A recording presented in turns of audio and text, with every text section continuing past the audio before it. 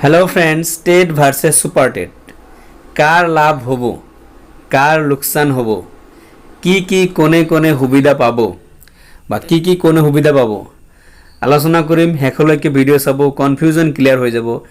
বহুত প্ৰশ্ন কৰিছে, ইভেন কি মোক ফোন কৰিও প্ৰশ্ন কৰিছে, ছাৰ সুপাৰ টেটনো কি? টেটটোতো সবেই বুজিবা, এতিয়া সুপাৰ টেটনো কি? অসমৰ মুখ্যমন্ত্ৰী ডক্টৰ হিমন্ত বিশ্ব শৰ্মা ডাঙৰীয়াই অলৰেডি কৈ থৈছে যে এতিয়াৰ পৰা মেৰিট লিষ্টত সোমাবলৈ অনলি টেটেই যথেষ্ট নহয়, ইয়াৰ পিছতো এটা এক্সাম দিব লাগিব, যেটো কোৱা হ'ব। এতিয়া বহুতে নাম দিছে সুপাৰ টেট, কিন্তু এই এক্সামৰ নাম এতিয়ালৈকে অহা নাই। তো যিকি নহওক, এই সুপাৰ টেটনো কি বস্তু আজি আলোচনা কৰিম, লগতে আপোনালোকৰ প্ৰশ্নৰ এনচাৰ দিম। কি প্ৰশ্ন মোক সুধিছিল সেইবিলাকৰ এনচাৰ দিম, কনফিউজন ক্লিয়াৰ কৰিবলৈ চেষ্টা কৰিম। চ' ভিডিঅ'টো একেলগে চাব। And one request to you, চেনেলটো নতুন হ'লে ছাবস্ক্ৰাইব কৰিবলৈ নাপাহৰিব। মই information and preparation of exam video' এই চেনেলতে প্ৰায় দিনেই আপলোড কৰি থাকোঁ। So' let's start the video'.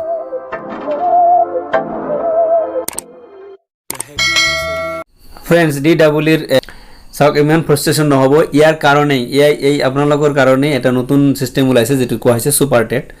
তো এই ভিডিঅ'ৰ শেষত আলোচনা কৰিম সুপাৰ টেটটো কি। তো আপোনালোকে ধৈৰ্য নেহেৰাব, আপোনালোকৰ কাৰণে গুড নিউজ আছে। ইও মোৰ ভিডিঅ' প্ৰায় নিয়মীয়াভাৱে চাই। তেওঁ কৈছে যে আৰু কিয় টেট পাষ্ট মিনছ টিচাৰ, আজি সুপাৰ টেট, কালি সুপাৰ ফাষ্ট টেট, তাৰপিছত মাষ্টাৰ মাইণ্ড টেট, আগৰ পাছ কৰাখিনিৰ আগৰ ৰুল মতে লাগে। কতিবাৰ ৰিকুৱেষ্ট থাকিল। হয়, মই বুজি পাইছোঁ আপোনাৰ এই সুপাৰ টেটৰ সম্পৰ্কে অলপ কনফিউজন আছে, ক্লিয়াৰ হোৱা নাই। কনফিউজন ক্লিয়াৰ হোৱাৰ পিছত আপুনি ক'ব যে নহয় ঠিকেই আছে। মই আপোনাৰ কমেণ্টটো বহুতবাৰ দেখিছোঁ, কমেণ্ট কৰিছে, ভাল লাগিছে। এতিয়া মই আপোনালোকক এই সুপাৰ টেটৰ বিষয়ে আলোচনা কৰিম। ফ্ৰেণ্ডছ, আফটাৰ পাছ টেট এক্সামটো পাছ কৰাৰ পিছত সুপাৰ টেটনো কি, কিয় আহিল সুপাৰ টেট এক্সাম কেনেকুৱা হ'ব, ইয়াৰ ওপৰত মুখ্যমন্ত্ৰী ডক্টৰ হিমন্ত বিশ্ব শৰ্মা ডাঙৰীয়াই ধুনীয়াকৈ বুজাই দিছে। মই সেই ভিডিঅ'টো মোৰ চেনেলত আপলোড কৰা আছে, আপোনালোকে গৈ চাব পাৰিব। মই ডিছক্ৰিপশ্যনত লিংকো দি দিম, লিংকত ক্লিক কৰি আপুনি সেই ভিডিঅ'টো চাব পাৰিব। যিকি নহওক, আমি আলোচনা কৰিম সুপাৰ টেট কিয় আহিল আৰু সুপাৰ টেটনো কি বস্তু, আৰু সুপাৰ টেট এক্সামটো কেনেকুৱা হ'ব, ইয়াৰ ওপৰতো এটা হিণ্টছ পোৱা গৈছে, মই আলোচনা কৰিবলৈ চেষ্টা কৰিম। আফটাৰ সুপাৰ টেট সিলেকশ্যন কেনেকৈ হ'ব, মেৰিট লিষ্ট কেনেকুৱা হ'ব, এপইণ্টমেণ্ট লেটাৰ কোনে কোনে পাব, এই বিষয়েও আপোনালোকক মই আজি নলেজ দিবলৈ চেষ্টা কৰিম।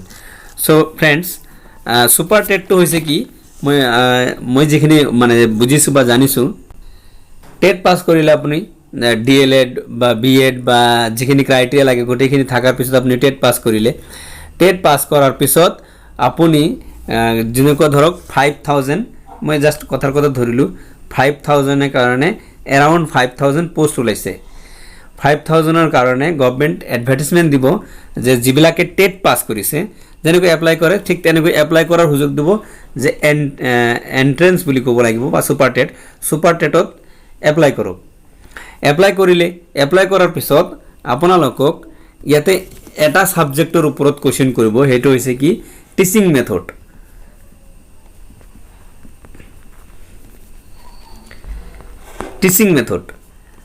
এইটো এতিয়া ফাইনেল হোৱা নাই, যে যিকি নহওক যিখিনি আলোচনা কৰিছোঁ সেইখিনি আলোচনাৰ পৰা গম পোৱা গৈছে বা অকণমান এটা আইডিয়া পোৱা গৈছে যে টিচিং মেথডৰ ওপৰত কুৱেশ্যন কৰিব।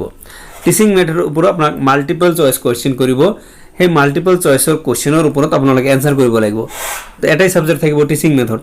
এই টিচিং মেথডৰ ওপৰত আপুনি জাষ্ট এটা এক্সাম দিলে, এক্সামত পাছ ফেল নাই। সুপাৰ টেট মানে যে আপুনি পাছ কৰিব ফেইল কৰিব এনেকুৱা নাই।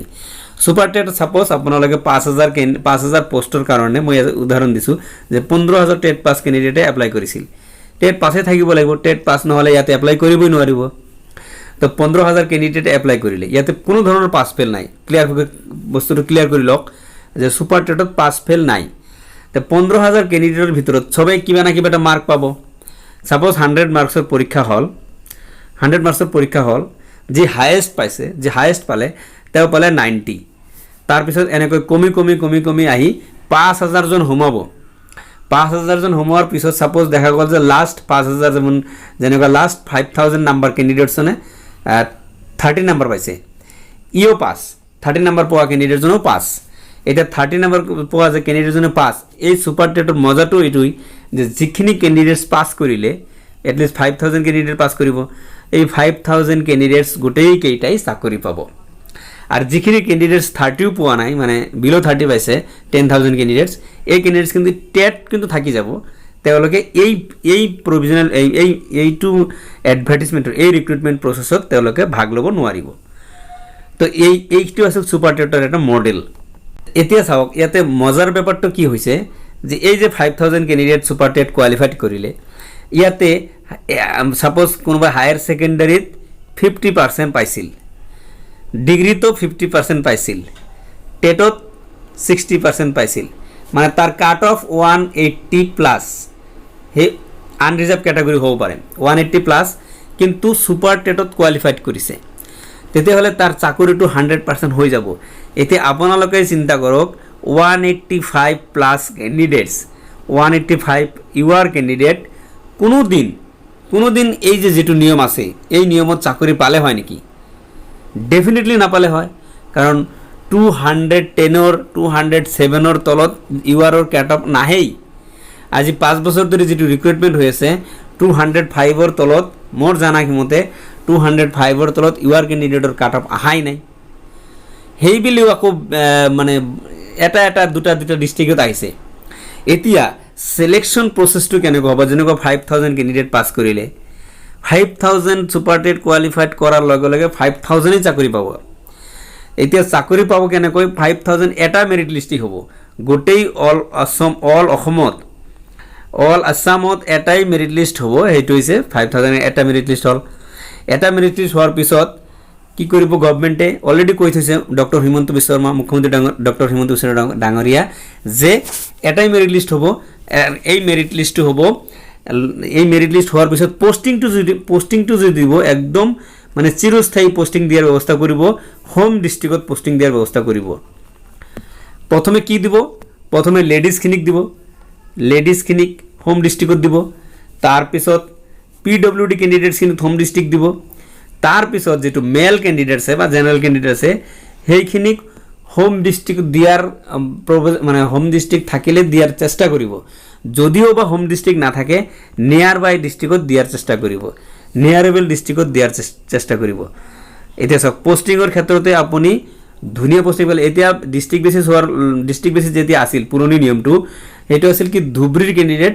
তিনিচুকীয়া গৈছিল তিনিচুকীয়াৰ ক্যান্ডিডেট গোৱালপাৰা আহিছিল মানে অকমান যাতে কাট অফ কম যায় হেইটো জায়গাত দৌৰ মাৰিছিল এইটো এই দৌৰাদৌৰিটো বন্ধ হৈ গল তো এতিয়া আপোনালোকে ভাবক যে বস্তুটো ভাল হৈছে না বেয়া হৈছে কমেন্টস কৰি অবশ্যই নিশ্চয় জনাব যে ভাল হৈছে না ভাল বেয়াটো মই আপোনালোকৰ ওপৰত এৰি দিলু যে এই যে যেটো সুপাৰ টেট হৈছে এই সুপাৰ টেটটো ভাল হৈছে না বেয়া হৈছে কাৰণ 180 প্লাস ক্যান্ডিডেটস খিনিৰো আপোনালোকে চিন্তা কৰক তেওঁলোকেও এটা টেট পাস কৰি আহিছে তেওঁলোকেও মেৰিট লিষ্টত মানে নাম হোমৰ তেওঁলোকৰ আশা আছে কিন্তু এই নিয়মত এই যে একাডেমিক সিস্টেমত একাডেমিক টেট আৰু প্ৰফেশনাল কোৱালিফিকেশনৰ মাৰ্ক এক কৰি যেটো মেৰিট লিষ্ট বনাই আছে এই মেৰিট লিষ্টত এই বেচাৰা কোনো দিনো স্থান নাপাব মই অকমান অলপ আগতে এটা কমেন্টস কৰিলো 207 তেওঁলোকে ফ্ৰাস্ট্ৰেশন হৈ গৈছে যে স্যাৰ এতিয়াৰ পৰা আশা বাদ দিলু তেতিয়াহলে এই সুপাৰ টেট সিস্টেম থাকিলে এওঁলোকে আশা কৰিব পাৰে না নাই কওকচোন তো ফ্ৰেন্ডস এই সুপাৰ টেটৰ কনফিউজনটো ক্লিয়াৰ কৰাৰ কাৰণে আজি এই ভিডিওটো প্ৰস্তুত কৰিলো আশা কৰিছো আপোনালোকৰ এই সুপাৰ টেট কনফিউজনটো ক্লিয়াৰ কৰিব পাৰিছো মই তো যিকে নহওক আপোনালোকে নিজেই প্ৰত্যেককে মই অনুৰোধ কৰিছো এই ভিডিওত কমসে কম কমেন্টস দিব যে সুপাৰ টেট সিস্টেমটো ভাল হৈছে নে বেয়া হৈছে সো ফ্ৰেন্ডস আজিৰ ভিডিওৰ ইনফৰমেশনটো ইমানতে হেক কৰো thank you very much for watching the video if you like this video যদি ভাল লাগে ভিডিওটো তেনহলে এটা লাইক কৰিব এন্ড ফ্ৰেন্ডছৰ লগত ভিডিওটো শেয়াৰ কৰিব কাৰণ বহুত এইটো কনফিউজন হৈছে মোক ফোন কৰি সুধিছে and one request to you এনেকুৱা ধৰণৰ ভিডিও পাবলৈ মোৰ চেনেলটো সাবস্ক্ৰাইব কৰি ৰাখিব যাতে আপোনাৰ তাত সোনকালে ভিডিওটো যায় এটা নোটিফিকেশন ঘণ্টিটো বজাই দিব যাতে ভিডিও মই আপলোড কৰাৰ লগে লগে আপুনি পাই যায় এইখিনি ৰিকুৱেষ্ট কৰি আৰু আগন্তুক যিবিলাক এডভাৰটাইজমেন্ট ৰিক্ৰুটমেন্ট হ'ব হেই সকল আগত লক্ষ্য ৰাখি আপোনালোকলৈ শুভকামনা যাচিছো যে আপোনালোকে জব এটা পাই যায় এইখিনি কথা কৈ আজিৰ ভিডিঅ'ৰ পৰা মই বিদায় লৈছোঁ মই ইনফৰমেশ্যন আৰু প্ৰিপাৰেশ্যন অফ এক্সাম ভিডিঅ' এই চেনেলত বনাই থাকোঁ বাবে অনুৰোধ থাকিল যে আপোনাৰ ধুনীয়া হাতখনেৰে ছাবস্ক্ৰাইবৰ বুটামটো টিপি দি বেলটো প্ৰেছ কৰি দি মোক আৰু ভিডিঅ' বনাবলৈ